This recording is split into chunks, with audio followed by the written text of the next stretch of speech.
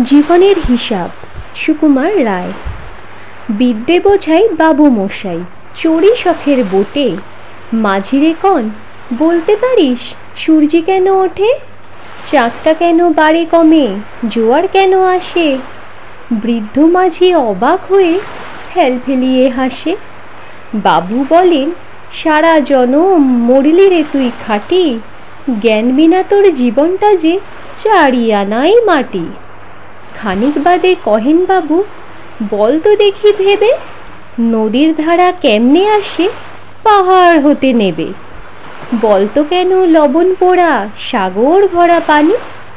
মাঝি সে কয়, আরে মশাই অত কি আর জানি?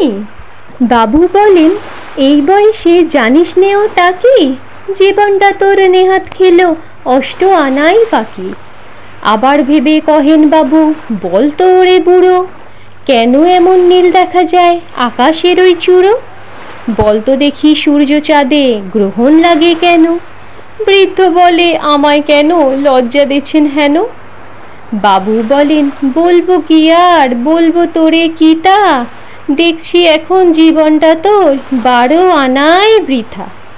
খানিক বাদে ঝড় উঠেছে, ঢেউ উঠেছে ফুলে, বাবু দেখেন নৌকাখানি ডুবলো বুঝি দুলে। মাঝিরে কন, এ কি আপদ ওরে ও ভাই মাঝি, ডুবলো নাকি নৌকা এবার, মরবো নাকি আজি? মাঝি শুধায়, সাঁতার জানো? মাথা নাড়েন বাবু। মূর্খ মাঝি বলে, মশাই এখন কেন কাবু? বাঁচলে শেষে আমার কথা হিসেব করো পিছে, তোমার দেখি জীবনখানা 16 আনাই মিছে।